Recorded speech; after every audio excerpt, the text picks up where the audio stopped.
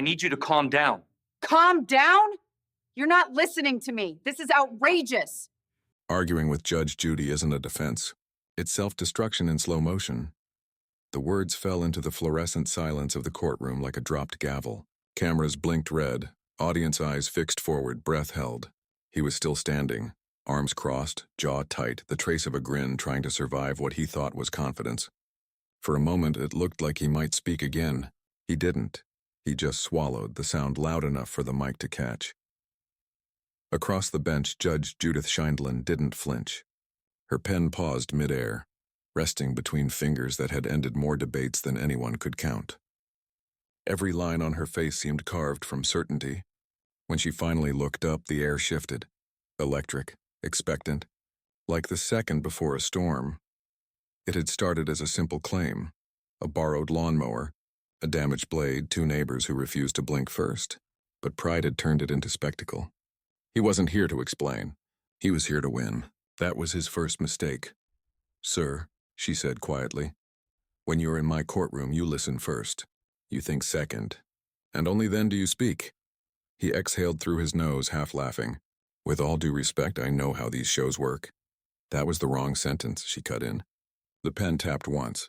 The audience gasped once. It was enough. From the control room, a producer whispered, "Hold camera 2. He just buried himself."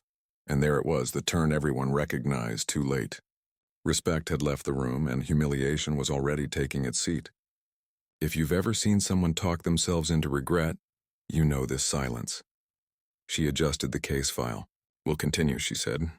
"Try to keep your temper on a leash. It's the only thing saving you from contempt." He smiled again, smaller this time. The audience didn't. The cameras kept rolling, red lights blinking like steady heartbeats above the judge's bench. The defendant shifted his weight from one foot to the other, the wooden floor creaking faintly beneath his shoes. He was trying to look composed, but every movement betrayed the restlessness of a man losing ground without realizing it. Judge Judy's eyes stayed locked on him. "You may proceed," she said evenly. "But if you interrupt again, we're done pretending this is a conversation." The audience laughed softly, the kind of laughter that didn't feel safe. He mistook it for support and straightened, puffing his chest slightly. "All I'm saying, Your Honor, is that I borrowed his mower and he's acting like I wrecked his car. The thing barely ran when I got it." She tilted her head, listening. Her silence lasted just long enough for him to think he'd scored a point. "And you think that makes it right not to fix it?" He hesitated. "Well, I mean, it's just common sense." Her pen tapped once. "In my courtroom, common sense comes after evidence." "Do you have any?" The smirk faltered. No, not exactly, but..." "Then stop wasting my time." The words hit harder than a raised voice ever could. The air thickened again. From the audience, a woman whispered, "Oh, he's done." Behind the glass, a producer leaned forward. "She's setting the rhythm. He's walking into it." Judy turned to the plaintiff, who still sat patiently, hands folded over a small folder of receipts. "You lent him the mower, it broke, and now he refuses to pay for the repairs. Correct?" "Yes, Your Honor." "And you offered to settle before coming here?" "I did," he laughed. She nodded slowly. "I imagine he's not laughing now." The defendant tried to recover. "With all due respect, that mower was already..." "Stop!" Her voice cut through the studio like a blade through cloth. "You're not testifying.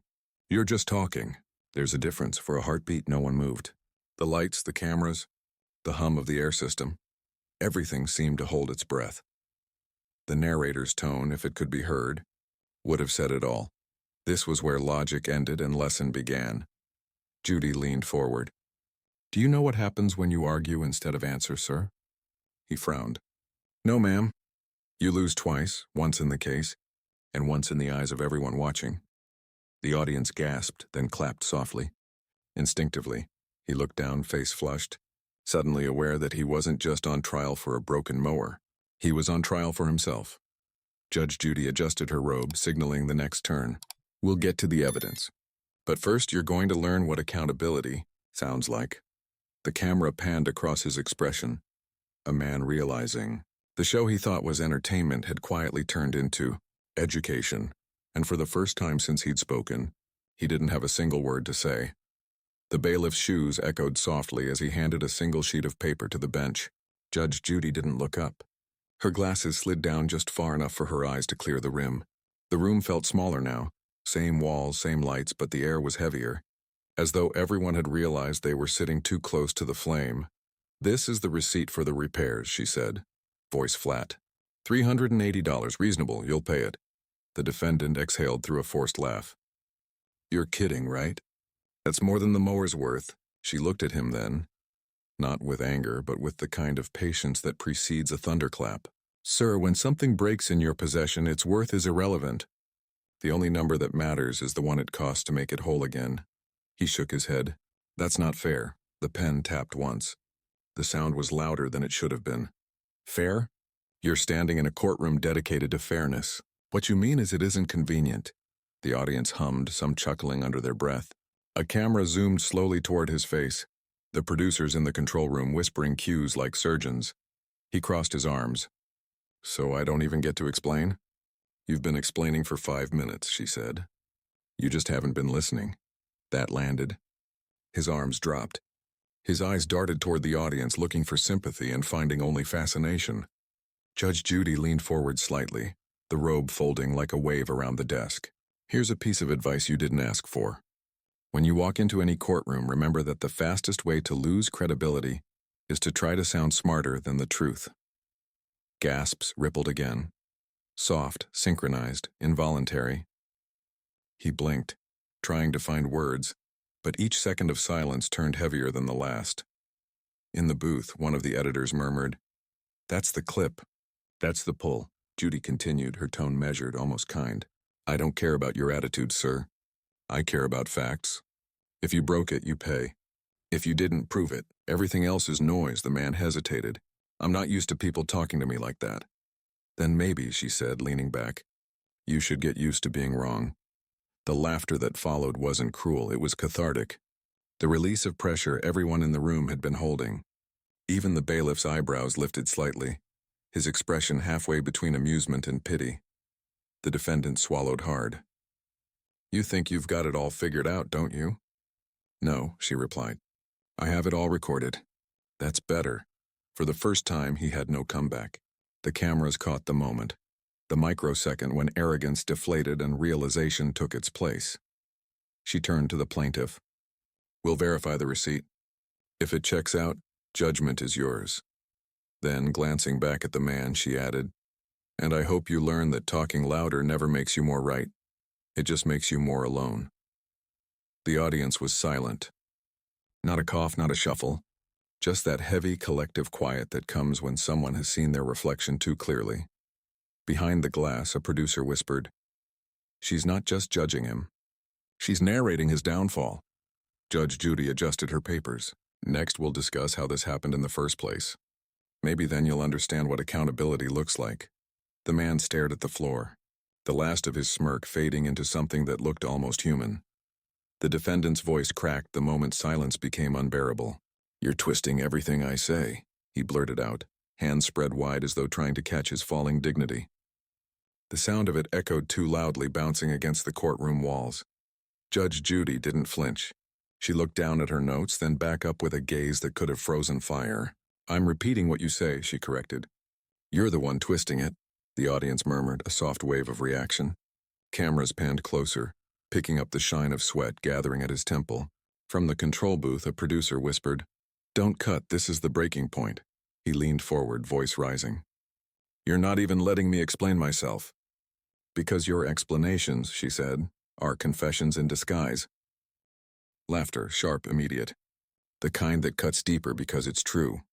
Her tone stayed measured, almost gentle. "You've spent 10 minutes defending pride, not evidence. You're not here to win an argument, sir. You're here because you already lost one outside of this courtroom." He froze, as though she'd read something he hadn't said aloud. "What's that supposed to mean?" "It means," she said, folding her hands, "that people who are right don't yell. They demonstrate. And so far you've demonstrated only noise." The words landed like small detonations, quiet, precise, irreversible. He looked toward the audience again, desperate for an ally. Their faces reflected back the one truth he refused to accept. He was alone in the performance he'd started. Judy turned the repair receipt toward him.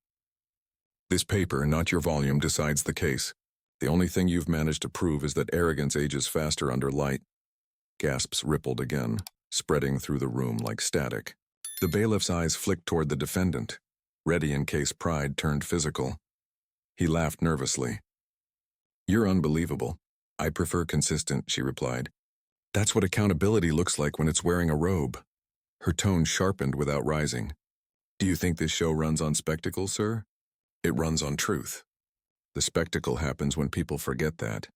Behind the glass, one of the producers whispered, "She's in full control. He's circling the drain." The defendant sighed, half a laugh, half surrender. "You know, I thought this was about fairness." "It is," Judy said. "And fairness doesn't flinch just because you do." The camera captured the slow blink he gave, the kind that comes when realization finally replaces resistance. The smirk was gone. The sarcasm gone. Only the faint tremor in his jaw remained. A man who suddenly understood how public humility feels under studio lights. Judge Judy leaned back slightly. "Now, before we continue, do you have anything useful to say that hasn't already proven my point?" He shook his head, eyes low. "No, ma'am." "Good," she said, nodding once. "Then maybe there's hope for you after all." The audience clapped lightly, not for the verdict but for the moment, the rare instant when pride learned to listen. The room had changed. No one said it out loud, but every person felt it. The difference between a courtroom and a classroom had blurred. Judge Judy's bench was now both. The defendant, who had entered with the swagger of a man auditioning for applause, now looked like a student waiting for a lesson he didn't ask to learn. She rested her pen across the folder, calm as stone. "You said earlier," she began slowly, "that this case is about common sense." Her tone wasn't angry. It was surgical. "Let's explore that. Common sense says when you borrow something, you return it in the same condition or better. Common sense says you take responsibility when you cause damage. Common sense says," she paused, her eyes meeting his, "that when you find yourself arguing with the judge, the problem isn't the system. It's your reflection." The audience reacted in soft gasps, the kind that ripple like wind through tall grass. He shifted in his chair, jaw tight, fighting the instinct to argue. The lights above seemed brighter now, or maybe it was just the heat of being wrong under public illumination. "I didn't mean any disrespect," he muttered, but it was too quiet, too late. "Oh, but you did," she said gently. "You meant every word. That's the trouble with pride, it doesn't whisper by accident." A beat of silence. Even the cameras seemed to hold their breath. She lifted a single sheet from the file. "You said this morning, and I quote, 'I don't back down from anyone.' Does that include reality?" He blinked. "Excuse me?" "That statement tells me everything I need to know. You don't back down from being wrong. You double down. You confuse defiance with strength." She set the paper down, eyes unblinking. "There's a difference." He looked down at his hands. The same hands that had gestured with confidence minutes ago now looked foreign, smaller somehow. Behind the glass, the control room was silent. One producer mouthed, "That's the clip," while another just whispered, "Don't cut, let it breathe." Judy leaned forward. "You know, sir, I've been doing this for a long time. I've seen people lie, cheat, shout, deflect, but you're different. You're convinced that logic bends if you lean hard enough. That's not logic. That's ego." He didn't answer. There was nothing left to defend. Her voice softened slightly, not pitying but instructive. "Ego has one purpose, to make noise when truth enters the room. And right now I'm asking you to be quiet long enough to hear yourself." The audience didn't move. The hum of the lights filled the space where his pride used to sit. Then she delivered the line that froze the air. "When you walk into a place built on truth and try to sell opinion, it's not courage. It's arrogance disguised as confidence." The words landed with the weight of finality. His eyes darted up, searching her face for any sign of leniency. "There wasn't any," he whispered. "You really think I'm that bad?" She smiled faintly. "No. I think you're learning that being loud isn't the same as being right. That's progress. If you're still watching, you've probably felt that secondhand chill, the moment pride realizes it's standing on a cliff. Subscribe if you believe real lessons don't always come from winning, and comment below. Have you ever been corrected so perfectly you couldn't even be mad? Your stories keep these truths alive. Judge Judy turned back to the papers as though nothing extraordinary had happened. "Now," she said, her tone returning to business, "we'll finalize the judgment. but I think we both know the real verdict already." He nodded once, slowly, almost gratefully. For the first time all day, he looked like a man who understood silence was safer than one more word. The defendant's confidence dissolved like fog under sunlight. What remained wasn't anger. It was the quiet embarrassment of someone finally aware of how he looked to everyone else. He sat with his shoulders drawn in, eyes low, voice thin from overuse. The courtroom no longer felt like a stage. It felt like exposure. Judge Judy flipped a page in her folder, the sound crisp in the stillness. "You've said your piece," she began. "Now I'll say mine," he swallowed. "Yes, ma'am." Her tone wasn't sharp now. It was steady, deliberate. "Every argument you've made came from pride, not principle. You didn't want justice. You wanted validation."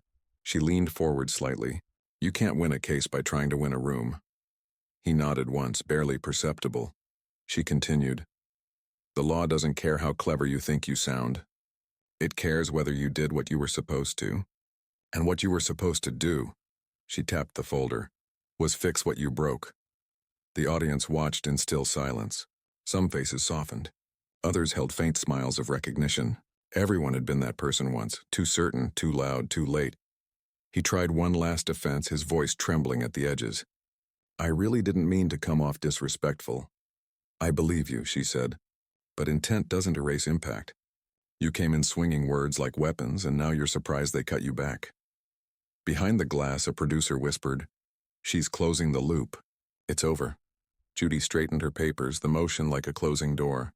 "When you walked in here, you thought this show was entertainment. What you've learned is that consequences don't care about the audience count." He managed a small, defeated smile. "Guess I deserved that."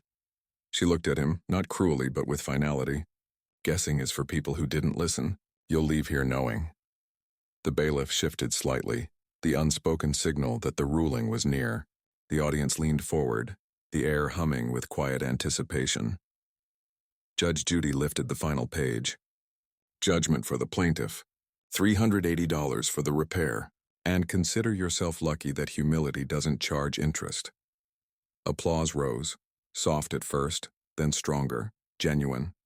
The man exhaled, the last of his defiance leaving with his breath. She closed her folder. "We're done here." He nodded again. "Yes, Your Honor." As he turned to leave, Judy added one last line, spoken low but meant to echo. "Next time you feel the need to argue, ask yourself first if you're trying to win or to learn. One of those goals usually ends better than the other." The man stopped just long enough to meet her eyes, then nodded again, this time with understanding. He walked out without another word. The cameras followed his retreat, the red light fading as the director whispered, "Cut." What lingered wasn't the verdict, it was the silence afterward, the kind that makes even the audience rethink how often they've mistaken noise for strength. When the cameras cut, the energy in the studio didn't fade. It simply changed temperature. The tension that had filled the room just minutes ago softened into something quieter, almost reverent. People spoke in whispers now, like they were in the presence of something bigger than entertainment. It wasn't about a broken mower anymore. It was about a man who came to argue and left understanding why arguments end. The defendant sat in the hallway outside the courtroom, head lowered, hands clasped like someone replaying his own words in slow motion. You could almost hear the thought forming, "Why did I keep talking?" There's a special kind of silence that follows public embarrassment. It's not shame exactly, but recognition. He had just been shown a mirror he couldn't turn away from. Inside the control room, the producers reviewed playback. "Look at her face when he interrupts," one said. "You can feel the shift." Another leaned closer to the monitor. "This isn't drama, it's truth in real time." They knew it would go viral, but not because of the case. It would spread because every viewer would recognize themselves in that courtroom for at least 1 second. Back inside, Judge Judy was writing notes. The robe, the desk, the glare, they all belonged to the role, but the stillness that followed every case belonged to her alone. She had seen it too many times. People mistaking noise for power, confidence for integrity. Her voice echoed faintly in the empty room. "They always think they can talk their way through it," she said to no one in particular. "But the truth doesn't negotiate." A staffer nearby smiled. "You got through to him, though, Judge." She didn't look up. "Maybe, but it's not about him. It's about everyone watching who thought they could win the same way." The narrator's voice would come in here, calm and measured. Every courtroom has two battles. The one fought over facts and the one fought over ego. The second is the one most people lose, he continued, the tone steady, cinematic. We live in a world that rewards volume over virtue, where talking louder feels safer than admitting fault. But every now and then, someone like Judge Judy reminds us that clarity doesn't shout. It stands still. Clips of the episode would replay online for weeks. The instant he smirked, the pause before she spoke, the line about humility not charging interest. Viewers wouldn't watch for the argument. They'd watch for the moment he stopped. Because that was the truth. The best moments in her courtroom weren't the verdicts. They were the silences that followed them. When he finally stepped outside, the defendant glanced back once at the courtroom door before leaving the building. The afternoon sun hit his face, too bright after studio lights, but real. Maybe for the first time in a long time, he didn't have anything to say. The camera followed him just far enough to capture the quiet before fading out. If stories like this remind you that truth doesn't need volume to be heard, hit subscribe. Comment below with the words "Respect wins" if you made it this far. It tells the algorithm that people still care about stories where pride learns to listen. And remember, in Judge Judy's courtroom, silence isn't weakness. It's wisdom finally catching up. The studio emptied slowly, footsteps fading into the hum of cooling lights. Papers shuffled, cameras powered down, the scent of coffee and nerves still lingering in the air. What remained behind was the echo of a voice, the firm, unmistakable cadence of Judge Judith Files. Her words stayed long after the microphones went silent. Backstage, a young intern stood by the editing suite, still processing what she'd seen. "It's strange," she whispered to a colleague.